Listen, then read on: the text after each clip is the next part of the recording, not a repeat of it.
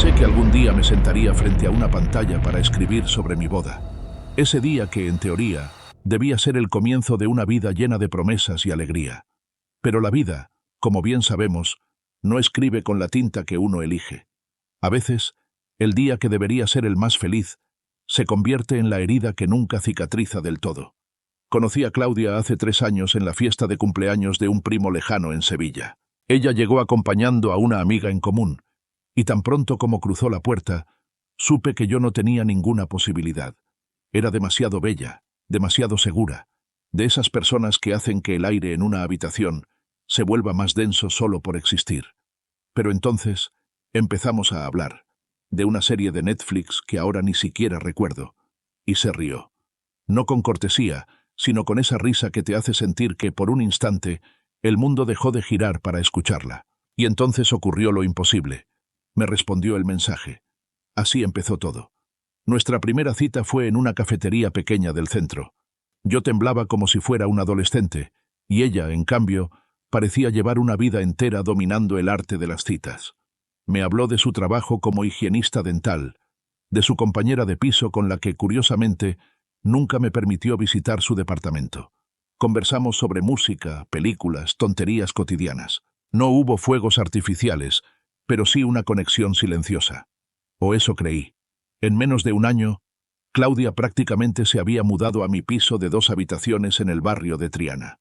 Sus cosas estaban por todas partes: baño, cocina, armario. Pero ella nunca dejó su antiguo apartamento. Cuando pregunté, me dijo que el contrato aún no había vencido. Y yo creí, porque la amaba. Le pedí matrimonio en un lago cercano a Ronda, donde habíamos tenido nuestra tercera cita. Llevaba semanas ahorrando para comprar el anillo. Claudia lloró, rió, se tomó 50 selfies y llamó a su madre. No a su mejor amiga, a su madre. Pensé que era solo cercanía familiar. Ingenuo de mí.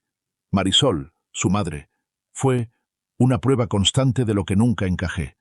La conocí en una cena elegante, en un restaurante donde el plato más barato costaba lo mismo que la factura de electricidad de un mes. Claudia se levantó para ir al baño, y Marisol, sin perder el ritmo, me miró el reloj, un Timex viejo heredado de mi padre, y dijo: «Mi hija está acostumbrada a un cierto nivel de vida. Espero que lo tengas presente». Yo reí, creyendo que era una broma. Su cara no lo era. A pesar de todo, continuamos. Claudia me decía que me amaba, y yo, como un idiota feliz, lo creía. Organizamos la boda, o mejor dicho, Claudia y Marisol la organizaron. Yo solo firmaba los cheques, gastos que duplicaban nuestro presupuesto, pero ella me tranquilizaba siempre. «Mamá nos lo reembolsará. No te preocupes». El dinero nunca llegó. Y el día de la boda, con cada señal gritándome que algo iba mal, aún así caminé hacia el altar con una sonrisa de tonto enamorado. Claudia parecía una portada de revista nupcial, deslumbrante y radiante. Mi madre lloraba de emoción. Mi padre me dio una palmada en la espalda. Mis amigos alzaban copas celebrando mi golazo. Hasta que Marisol pidió el micrófono. Con una copa de cava en la mano y una sonrisa tan afilada como su lengua, empezó. Debo confesar que me sorprendió mucho cuando Claudia me presentó a David. No se parece a los hombres con los que normalmente se relaciona. Mi hija suele sentirse atraída por hombres con ambición, hombres con futuro. Pero bueno, todos pasamos por etapas de rebeldía. Algunos invitados rieron incómodos. Otros comenzaron a mirar alrededor. «Este pobre chico», continuó, girándose hacia mí, «realmente cree que podrá mantener a mi hija. ¡Qué ternura! Pero todos sabemos que ella solo está esperando una oportunidad mejor». Y Claudia, mi recién casada esposa, la mujer que sostenía mi mano, rió. No con pena, no con vergüenza, con sinceridad, como si la humillación pública fuese parte de una buena comedia que solo ella y su madre entendían. El vaso de mi madre cayó al suelo. Mi padre se levantó, pero alguien lo contuvo. Yo simplemente me quedé ahí, sonriendo. Una sonrisa congelada, de esas que no son más que una máscara de horror. El DJ subió el volumen. Claudia me llevó a la pista de baile como si nada hubiese pasado. Me susurró al oído. «Perfecto, ¿verdad?» Asentí, porque todos miraban, porque ya era tarde, porque estaba atrapado en un sueño del que no sabía cómo despertar. Esa noche le pregunté sobre el brindis de su madre. Claudia se encogió de hombros. Eres muy sensible. Mamá solo tiene un humor peculiar. Reí para no incomodar a los demás, nada más. Dormí a su lado, con los ojos abiertos. Algo dentro de mí se rompió esa noche, pero aún no sabía que lo peor apenas estaba por llegar. Después de la boda, la vida siguió como si nada hubiera pasado. Al menos, eso aparentaba. Claudia volvió a sonreír como si la escena del brindis nunca hubiera existido. Subió a Instagram fotos editadas con esmero, pies descalzos sobre la arena, el vestido blanco ondeando al viento, y pies de foto dulces como veneno. Por fin, el principio de todo. Gracias por elegirme cada día. Pero yo no sentía que estaba empezando nada. Sentía que algo había terminado, y ni siquiera sabía qué. Nuestra luna de miel fue en Ibiza, en un resort de esos donde todo es blanco y perfecto para las fotos. Claudia parecía feliz. Yo, confundido. En las fotos, éramos la pareja ideal. En la realidad, ella pasaba más tiempo mirando el móvil que hablándome. Le pregunté varias veces quién escribía tanto. Siempre respondía con fastidio. ¿Me estás controlando? ¿No puedo tener amigos? Así que dejé de preguntar. Empecé a tragar mis dudas como quien se traga el agua con sabor a cloro de una piscina.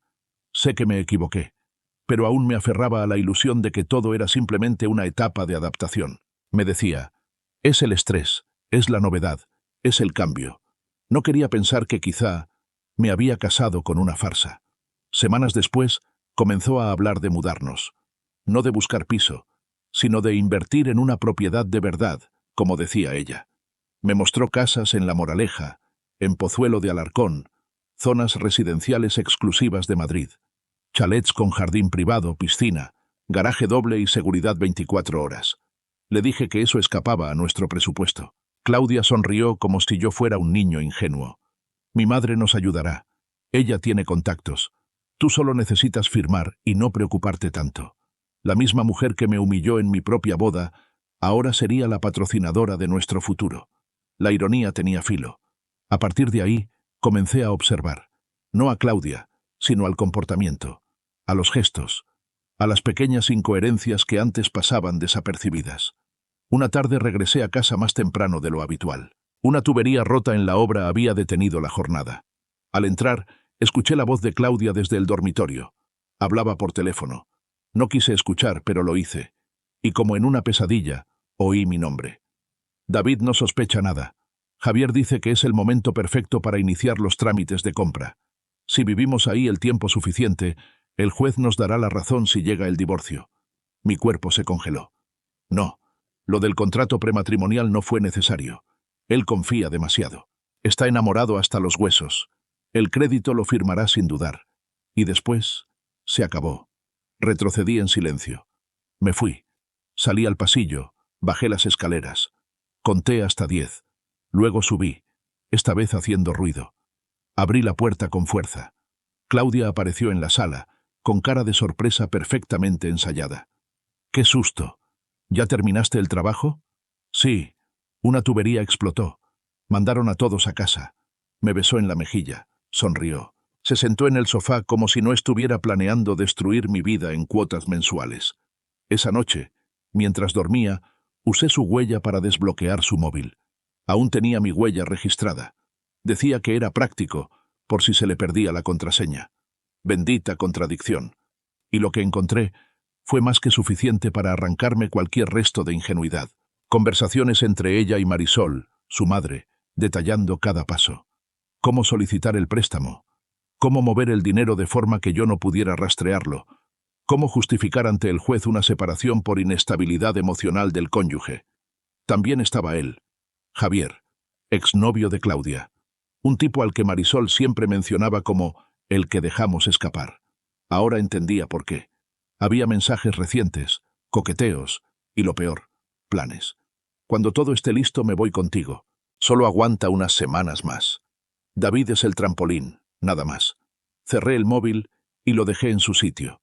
Me senté al borde de la cama, miré a la mujer que dormía a mi lado y entendí que no me había casado con una persona. Me había casado con una operación. Pero no dije nada. Ni la enfrenté. No grité. No lloré. No hice la maleta. Decidí quedarme. Y contraatacar. La semana siguiente me levanté más temprano de lo normal. Preparé café. Sonreí más de lo usual. Hice el papel del marido perfecto. ¿Qué pasa contigo?, me preguntó Claudia una mañana, medio en broma. Supongo que estoy motivado. Por fin siento que tengo un propósito claro. Ella sonrió, sin saber que el propósito era desenmascararla. Claudia empezó a confiarse. Dejó el portátil abierto en la cocina mientras se duchaba. Curioso, pensé, pero quizás solo era arrogancia. Abrí la tapa. Estaba en Google Sheets, una hoja de cálculo llamada Plan Claudia, agosto-diciembre. Y ahí estaba todo. Etapa 1. Consolidar relación. Etapa 2. Solicitar crédito conjunto. En curso. Etapa 3. Firma del contrato hipotecario. Previsto para noviembre. Etapa 4. Separación por desgaste emocional. Enero. Etapa 5. Custodia exclusiva de vivienda por situación de vulnerabilidad. La hoja tenía hasta fórmulas, columnas con riesgo estimado y porcentaje de credibilidad legal. Un documento criminal en versión Excel. La cerré sin dejar rastro y supe que ya no podía esperar. Yo también tenía un plan. 3 años atrás, compré discretamente una pequeña parcela en las afueras de Toledo. Era mi sueño personal. Nadie lo sabía. Ni mis padres, ni Claudia. Allí empezaría a construir algo más que una casa. Construiría mi salida.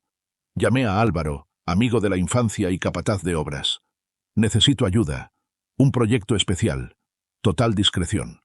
¿Es venganza o redención? Un poco de ambos. Durante años, siempre creí que si alguien me traicionaba lo sabría. Que habría señales claras, miradas esquivas, silencios incómodos, errores mal disimulados. Pero lo cierto es que, cuando el veneno está bien dosificado, se siente como rutina, como amor, como normalidad. Así era con Claudia. Ella seguía interpretando su papel de esposa comprometida. Hablaba con emoción sobre las cortinas del supuesto futuro chalet, discutía con su madre sobre los acabados del baño, y me besaba por las mañanas antes de ir a trabajar con una dulzura que habría engañado a cualquier hombre que no supiera lo que yo ya sabía. Pero yo no era cualquier hombre. Ya no. Había empezado la construcción de mi propia salida, literalmente. El terreno en Toledo no era grande, pero tenía vista a un olivar y una pendiente natural que daba hacia un valle tranquilo. Allí, con la ayuda de Álvaro y 2 obreros que confiaban más en la cerveza que en las palabras, comencé a levantar mi proyecto C. No lo llamamos casa, lo llamamos refugio. Trabajábamos en las noches, a escondidas, con linternas de obra y herramientas prestadas. A veces, el viento nos traía los sonidos de perros ladrando a lo lejos. Otras, el silencio era tan profundo que se escuchaba el latido del generador. Yo mezclaba cemento con las manos desnudas. Cortaba madera, cargaba ladrillos. Cada clavo que clavaba era una respuesta silenciosa al cinismo de Claudia. Cada pared que levantábamos era una barrera más entre mí y la manipulación en la que vivía. Álvaro me observaba de vez en cuando con cierta mezcla de admiración y preocupación. ¿Y si te descubre? Entonces dejo de jugar en silencio y hablo con pruebas, le respondí. Porque sí, yo ya tenía pruebas. Había hecho capturas de pantalla de cada hoja de cálculo, cada mensaje, cada audio. Tenía respaldos en la nube, en un USB escondido en el falso fondo de mi caja de herramientas y en un correo cifrado que solo yo podía abrir desde una conexión externa. Lo que más me costaba no era ocultarlo. Lo que más me dolía era ver a Claudia actuar, verla tan cómoda en su mentira, como si nada le pesara. Una noche, mientras cenábamos tortilla de patatas que ella misma había pedido por Globo y fingía haber preparado, me miró y dijo: «¿Sabes qué me gusta de ti, David? Que siempre pareces tener todo bajo control». Sonreí. Fue una sonrisa lenta, pensada, una que decía gracias por fuera y te tengo por dentro. Esa misma noche, en cuanto se durmió, revisé su portátil de nuevo. No había cerrado la sesión. Lo había dejado abierto en WhatsApp web, como si el mundo fuera tan estúpido como para no mirar. Y ahí estaba Javier, el exnovio reconvertido en cómplice emocional. ¿Ya firmó la solicitud de hipoteca? Dime si ya puedo hablar con mi contacto en la inmobiliaria. Lo tiene casi hecho. No sospecha. Está entusiasmado con la idea de empezar una vida juntos. Ja, ja, ja. Eres brillante. Pronto todo esto será tuyo. Nuestro. Me sentí enfermo. No por las palabras, sino por lo natural que le salía. Lo peor no fue eso. Fue el mensaje de Marisol, enviado horas antes. Cuando consigas la firma, dame acceso a la cuenta conjunta. Yo me encargo de mover el dinero discretamente. Mi suegra no era solo cómplice, era la autora intelectual. Cerré el portátil y salí al balcón. Hacía frío, pero necesitaba aire. Las luces de Madrid parpadeaban a lo lejos. El cielo estaba despejado, negro y eterno. Apoyé los brazos en la baranda y pensé, no me vas a destruir, no lo vas a lograr. La semana siguiente, Claudia propuso visitar unas casas, con cita previa, en zonas ridículamente caras. Fingí interés. Tomé fotos. Hice preguntas técnicas. Uno de los agentes inmobiliarios mencionó el nombre Javier Morales como asesor financiero de confianza. Casi me echo a reír. ¿Lo conoces?, preguntó Claudia. No. ¿Por qué? Nada. Solo pensé que el nombre me sonaba. Jugaba con fuego, y pensaba que no me quemaría. Yo, por mi parte, visité discretamente a Beatriz, una abogada amiga de Álvaro, que trabajaba en un despacho especializado en fraudes conyugales. Me escuchó en silencio durante 1 hora. Luego me dijo, tienes un caso sólido, pero si actúas ahora, perderás el factor sorpresa. Necesitamos que firmen algo. ¿Cómo qué? La solicitud conjunta del crédito hipotecario. Eso nos dará pie para congelar el proceso legalmente cuando todo estalle. Y con las pruebas que tienes, el juez lo verá claro. Asentí. Salí de allí con un plan, y con rabia contenida que se transformaba en estrategia. Una noche, Claudia regresó de cenar con su madre. Estaba especialmente efusiva. Mamá cree que deberíamos celebrar nuestro primer mes de casados con una escapada. ¿Qué dices? ¿A dónde? A San Sebastián. Un fin de semana romántico. Solo nosotros dos. Perfecto, dije. Lo necesitamos. Lo necesitaba yo. Para grabarla. Para que fuera del entorno habitual bajara la guardia. Y lo hizo.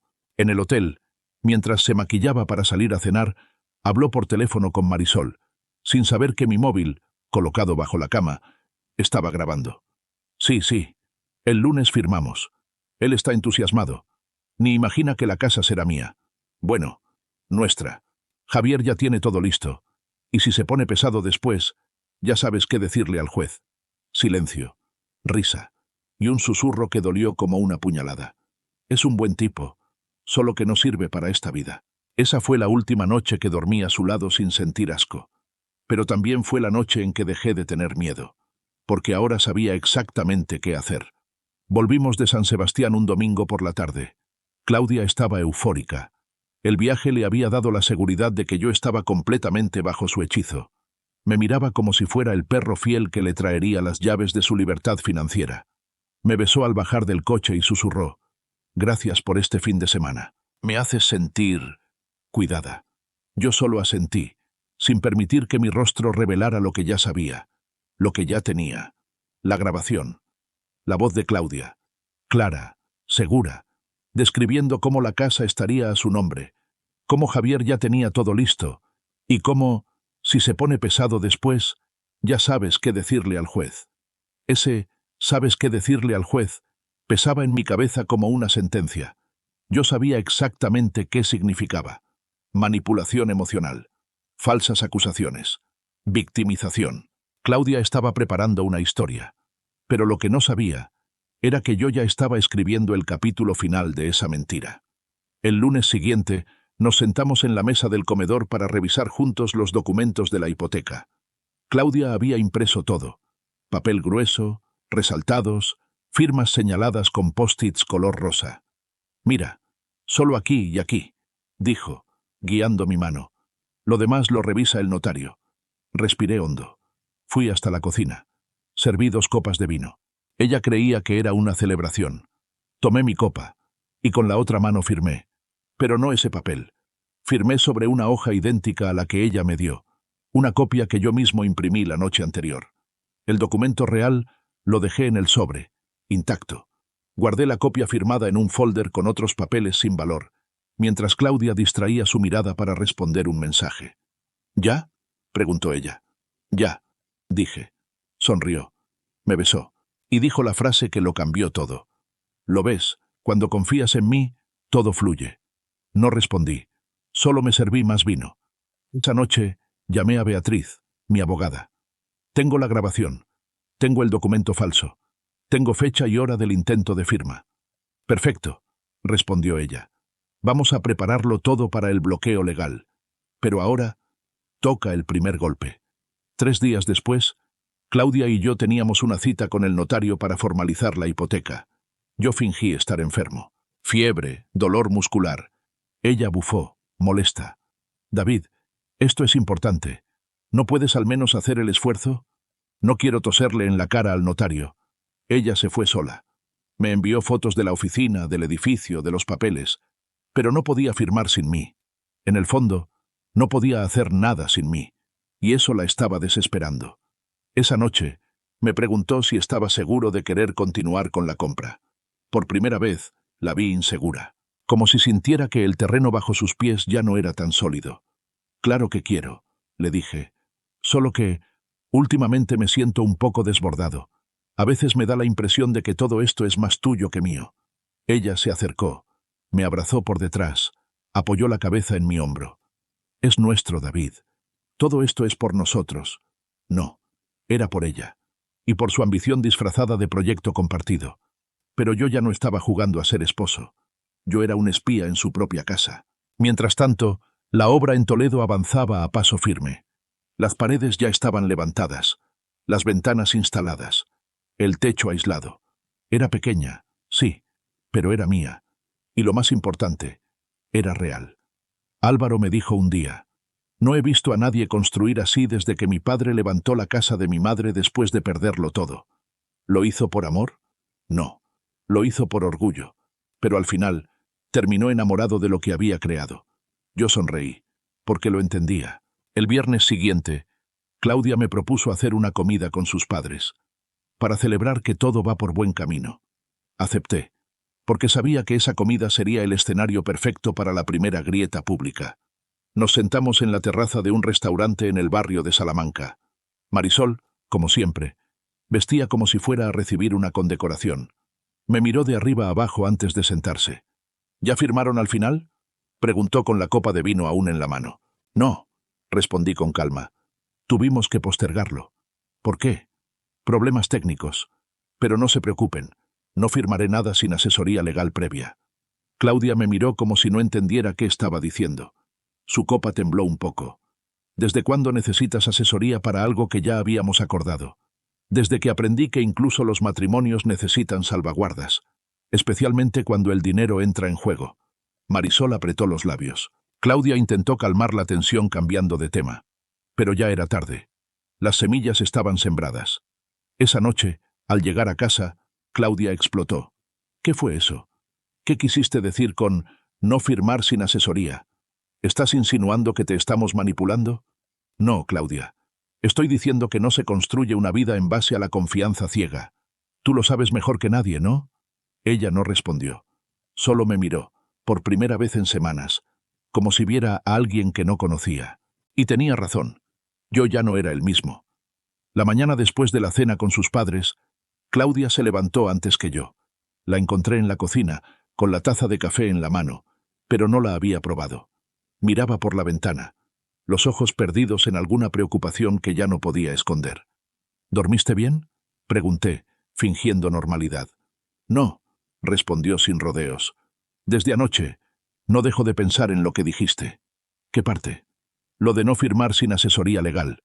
¿Realmente crees que necesito protegerme de ti? ¿O que yo tengo algo que esconder? Dejé el periódico sobre la mesa. La miré a los ojos. Por fin. No lo creo. Lo sé. Claudia se congeló. ¿Perdón? Sé lo del Excel. El documento, plan agosto-diciembre. Sé que Javier sigue en tu vida. Sé que tu madre quiere acceso a la cuenta. Sé que esta casa es un puente, no un hogar. Y sé que ya tenías pensada la fecha para pedir el divorcio. El silencio que siguió fue tan absoluto que pude oír el reloj de pared marcando cada segundo como si fueran martillazos en mármol. Claudia soltó la taza. No cayó al suelo. La dejó sobre la encimera con un leve temblor. «Has estado espiándome», susurró. «No, he estado protegiéndome». Su rostro cambió. Pasó de la sorpresa al miedo, del miedo al enfado. Pero no explotó como yo esperaba. No gritó. No me insultó. Todo lo que has leído está fuera de contexto. Javier solo es un amigo. Mi madre se preocupa por mí, nada más. ¿Y el plan para quedarte con la casa? ¿Las conversaciones grabadas? ¿Los mensajes hablando de mi crédito útil? Abrió la boca para responder, pero la cerró enseguida. Se sentó, y por primera vez, bajó la mirada. No quería hacerte daño, dijo, casi en voz baja. Entonces, ¿por qué lo planeaste con tanta precisión? No respondió. No pudo. Yo no sentí alivio, ni triunfo. Lo que sentí fue tristeza. Una tristeza densa, amarga, por haber amado a alguien que me vio como herramienta, no como compañero. Pero también sentí claridad. Claudia, esta historia se acabó. No voy a jugar tu juego. No voy a ser tu víctima. A partir de hoy tú y yo no tenemos nada más que resolver cara a cara. Todo será entre abogados. Ella levantó la vista, ahora con lágrimas contenidas. ¿Me vas a dejar? Tú me dejaste hace meses. Solo que yo no me había enterado. Llamé a Beatriz esa misma tarde. Le entregué todo. Grabaciones, capturas, la hoja falsa firmada y la prueba de que Claudia ya había intentado usar mi firma en procesos bancarios sin mi consentimiento. El expediente era tan sólido que me dijo, si ellos intentan mover un solo euro, los tendremos. 3 días después, Marisol me llamó. Primera vez en la vida que me hablaba directamente sin pasar por su hija. ¿Qué estás haciendo, David? Lo mismo que usted, cuidando lo mío. ¿Vas a arruinar la vida de Claudia? ¿Tu esposa? No. Ella hizo eso sola. Yo solo estoy asegurándome de no irme con las manos vacías. Hubo un silencio largo. Luego, su tono cambió. Se volvió frío. Legalista. Nos veremos en los tribunales entonces. Perfecto.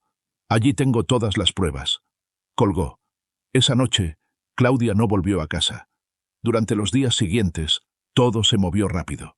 Beatriz presentó la solicitud de medidas cautelares. El juez ordenó el congelamiento de cualquier transacción en la cuenta compartida y abrió una investigación preliminar por intento de fraude conyugal. Recibí una carta del abogado de Claudia. Pedía mediación. La rechacé. El lunes siguiente, me llamaron del banco. Alguien, Marisol, presumiblemente, había intentado acceder a la cuenta en línea desde una IP registrada en Valencia. Fallaron. Beatriz sonrió al leer el informe. Acaban de hundirse más. Esto ya no es solo divorcio, es penal. Una semana después, recibí un mensaje de Claudia. Corto, sin adornos. Solo quiero explicarte. No respondí. Horas después, otro. Lo siento. No fue real al principio. Pero luego sí, te lo juro. Aún así, no respondí.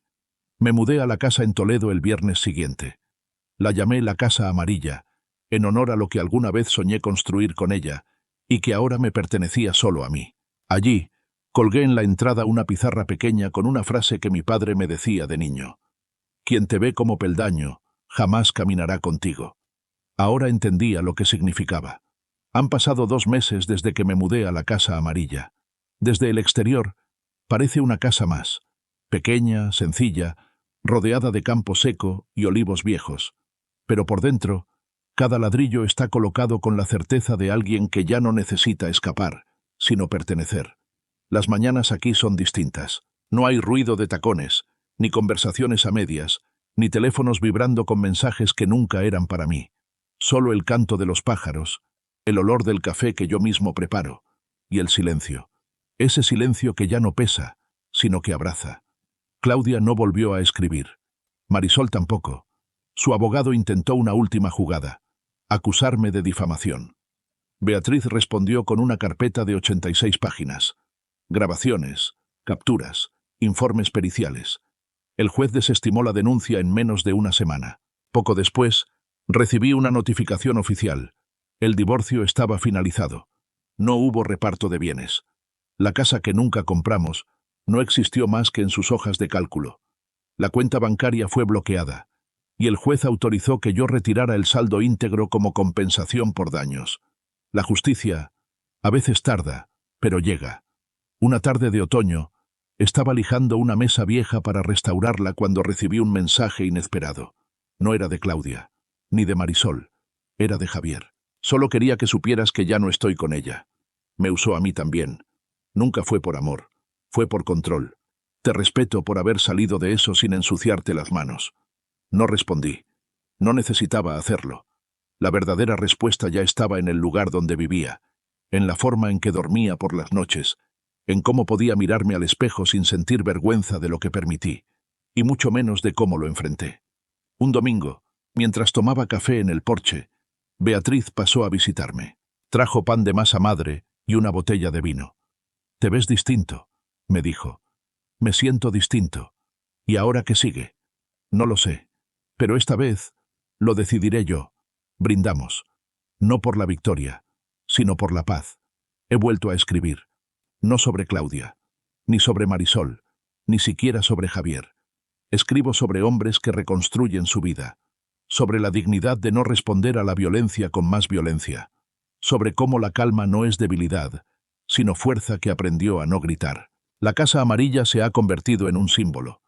Algunos amigos que saben la historia me preguntan por qué no la vendí, por qué no busqué un nuevo comienzo en otro lugar. Y yo les digo que esto sí es un nuevo comienzo. No necesito borrar lo que viví, solo necesito no repetirlo. A veces, al caer la tarde, camino hasta la colina donde terminamos de plantar un limonero.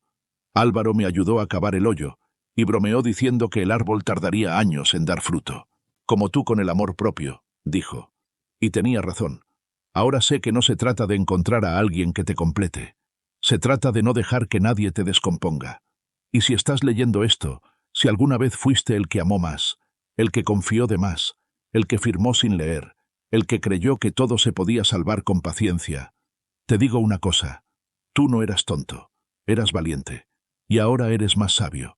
No todos sobrevivimos a una traición con el alma intacta, pero algunos aprendemos a usar las cicatrices como mapa. Fin. Si esta historia te tocó el alma, aunque sea un poco, si alguna vez confiaste en alguien que no lo merecía y tuviste que reconstruirte desde cero, este canal también es tu refugio. Déjame un comentario. Cuéntame si te sentiste reflejado en alguna parte de esta historia. Comparte este video con alguien que necesite saber que no está solo. Y si quieres seguir acompañando relatos reales, duros, pero llenos de verdad y humanidad, suscríbete al canal y activa la campanita. Porque aquí, cada historia es una herida que se convierte en cicatriz. Y cada cicatriz tiene algo que contar. Gracias por quedarte hasta el final. Nos vemos en la próxima historia.